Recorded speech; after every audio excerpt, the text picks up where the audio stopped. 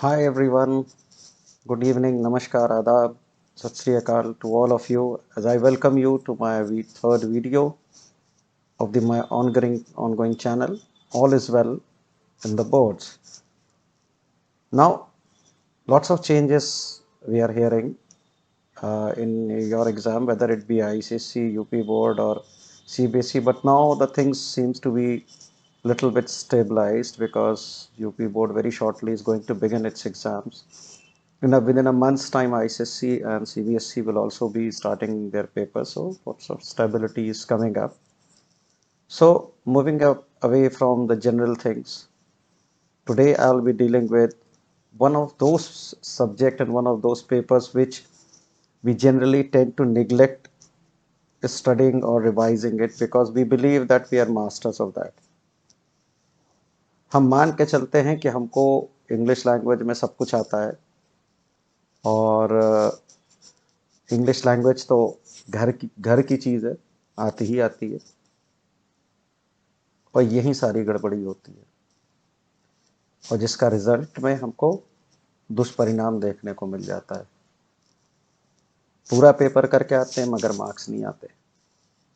क्यों नहीं आते समझ में ही नहीं आता है, किया पूरा पेपर होता है। तो आज कुछ ऐसी चीज़ें हम डिस्कस करेंगे जिनसे कि आपके मार्क्स जो है वो उतने आए जितने आपने जिस हिसाब से आपने पेपर किया हो। तो सबसे पहली चीज़ इंग्लिश लैंग्वेज में सबसे पहली चीज़ याद रखिएगा, चाहे आप किसी भी बोर्ड से पढ़ रहे हो, कि पूरा पेपर अटेम्प्ट करिएगा।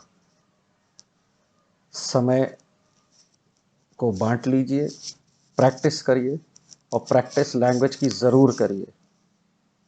खास तौर पे ऐसे राइटिंग की प्रैक्टिस ज़रूर कीजिए। तो लैंग्वेज में जो आईसीएस चाहे कोई भी बोर्ड हो, उसमें एक क्वेश्चन आता है ऐसे राइटिंग का। नो मेरी आपसे एक रिक्वेस्ट है कि बहुत बड़े बड़े ग्रामर के चीज़ों के पीछे कम पढ़िए और छोटी छोटी जो चीज़ें आपको शुरू से पढ़ाई जा रही हैं उन पर विशेष ध्यान दीजिए, क्योंकि ये जो छोटी छोटी चीज़ें हैं इनकी गलतियां आईसीएसई माफ़ नहीं करता है, ना यूपी बोर्ड करता है, ना सीबीएसई करता है। बड़ी चूक तो माफ़ कर दिया जाता। अब ये छोटी छोटी गलतियां हैं क्या? सबसे पहली होती है कैपिटल लेटर और स्मॉल लेटर की गलती। हम लोग ज़्यादातर जब फ्लो में आते हैं, तेज़ तेज़ लिखते हैं, तो क्या करते हैं कि जो चीज़ स्मॉल में होनी चाहिए उसको भी कैपिटल में लिख देते हैं। कैपिटल का मतलब होता है केवल और केवल प्रॉपर नाउन, पहला अक्षर सेंटेंस के शुरू होने का किसी का नाम। तो कोशिश करिएगा ये गलती ना हो। दूसरी गलती हम लोग जो करते हैं वो होता है जेंडर की। मेल है फिर भी शी लिखते हैं और फीमेल है फिर भी ही लिखते हैं। तो मेरी आपसे रिक्वेस्ट है, ध्यान दीजिए जेंडर की मिस्टेक ना हो। तीसरी होती है आर्टिकल्स। हम सभी जानते हैं आर्टिकल होते हैं ए, एन और द। द कहाँ यूज होता है? द यूज होता है ऐसे प्रॉपर नाउन से पहले जो कि अनोखा ना हो मगर जिसकी तरफ हमको सबका ध्यान आकर्षित करना हो। तो ऐसे ऐसे के पहले हम द लगाएंगे। तो ये गलतियां ना हो ए, एन और द की।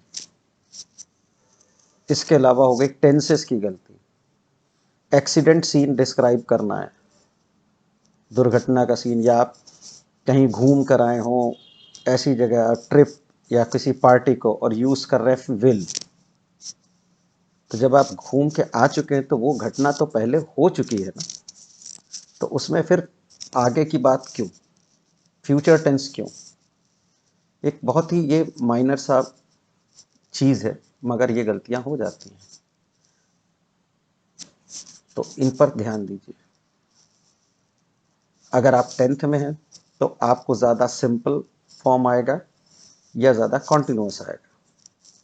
यदि आप 11th 12th में हैं तो आपको परफेक्ट कॉन्टिन्यूस भी आ सकता है। तो ये कुछ बारीक गलतियां, छोटी गलतियां होती हैं मगर जिनको नज़रअंदाज नहीं किया जा सकता। इसी तरीके से एक होती है कटिंग। कटिंग्स को बिल्कुल अवॉइड कीजिए, कम से कम एक सीधी लकीर से कट कर दीजिए, बस हो गया। अब आते हैं आपके ऐसे राइटिंग पे। ऐसे राइटिंग में हमेशा कहता हूँ डिस्क्रिप्टिव या नैरेटिव ऐसे अटेम्प्ट कीजिए, क्योंकि उसको लिखना सरल होता है। स्टोरी राइटिंग में आपको डायलॉग्स लिखने होंगे जो थोड़ी सी दिक्कत करेंगे, तो गो फॉर डिस्क्रिप्टिव और नैरेटिव ऐसे। क्योंकि जब भी आप डिस्क्रिप्टिव और नैरेटिव ऐसे लिखते हैं तो ज़्यादातर चीज़ें आप पास्ट टेंस या प्रेजेंट टेंस, या तो घटना हो चुकी होती है या वो घटना होने वाली होती है जो आपको हो रही होती है, तो आप यूज़ करेंगे पास्ट टेंस या फिर प्रेजेंट टेंस जो आपको आसानी से आता है। ये आपको मेजरमेंट। दूसरी चीज़ फॉर्मेट का ध्यान रखिएगा। लेटर हो, चाहे आर्टिकल लिखना हो, चाहे फिर आपको कोई प्रपोजल बनाना हो। 12th के कोर्स में प्रपोजल राइटिंग है। लेटर में फॉर्मल, इनफॉर्मल, एप्लीकेशन, इनका अलग फॉर्मेट होता है, तो ध्यान से देखिए आपका बोर्ड किस फॉर्मेट को अप्रूव करता है, उस पर जाइए। ज़्यादा कठिन चीज़ लिखने के चक्कर में गलत मत लिख दीजिए, ठीक है। और क्वेश्चन को कंप्लीट ज़रूर करिएगा।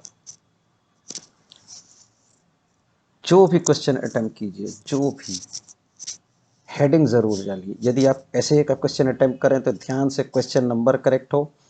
आप जिस पेज पे लिख रहे हैं उसके ठीक ऊपर में ऐसे लिखिए, साफ साफ ब्लैक कलर के पेन से। उसके नीचे ऐसे का कौन सा टॉपिक अटेम्प्ट कर रहे हैं वो लिखिए, और फिर आप अपना ब्लू कलर से ऐसे लिखिए, ठीक। मैटर आपका ब्लू से होना चाहिए, कीवर्ड्स, हाइलाइटेड वर्ड्स ब्लैक से होने चाहिए, right. Format very important, very very very important. मैं फिर से कह रहा हूँ, कोशिश करिए नरेटिव या डिस्क्रिप्टिव ऐसे अटेम्प्ट करिए। फॉर और अगेंस्ट तब करिए जब आपको बहुत अच्छी तरीके से आता हो। आर्टिकल राइटिंग यदि न्यूज़पेपर के लिए है तो सिंपल वर्ड्स में लिखिए। मैगजीन के लिए है तो थोड़ा कोटेशंस, थोड़ा सा, क्योंकि मैगजीन एक एलाइट क्लास के लोग पढ़ते हैं, ठीक। साफ लिखिए, पैराग्राफ्स में बांटिए अपने वर्क को। ऐसे है, आर्टिकल है 5 से 6 पैराग्राफ, एक लाइन में 8 से 10 आपका लैंग्वेज में, आप इंग्लिश लैंग्वेज में आपका हर सेंटेंस कम से कम 8 वर्ड का होना चाहिए। तो ये छोटी छोटी सी चीज़ें हैं जिनका ध्यान रखिए। देखिए अभी डिस्क्रिप्टिव ऐसे में आपको क्या क्या आ सकता है। एक्सीडेंट सीन को डिस्क्राइब करना बहुत सरल है। मेरी आपसे रिक्वेस्ट है कि पिछले 8-10 दिन के न्यूज़पेपर को पढ़ लीजिए। आपको accident scene, war scene, covid से रिलेटेड, इलेक्शन से रिलेटेड बहुत सारा आर्टिकल, बहुत सारा मटेरियल मिलेगा।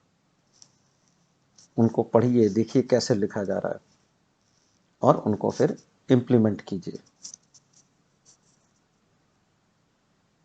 बिल्कुल क्लियरली लिखिए, हेडिंग्स लिखिए, और सबसे बड़ी बात, अपने वर्क को पैराग्राफ्स में डिवाइड करना मत भूलिए।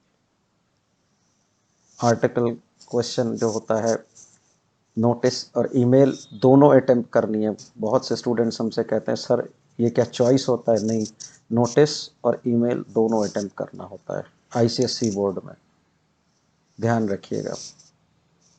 सीबीएसई का यदि आप स्टूडेंट हैं, आपको पैराग्राफ एडिटिंग करनी है तो ज़्यादातर ये कॉमा, फुल स्टॉप, पंक्चुएशंस की ही डिबगिंग करने को आता है इसमें।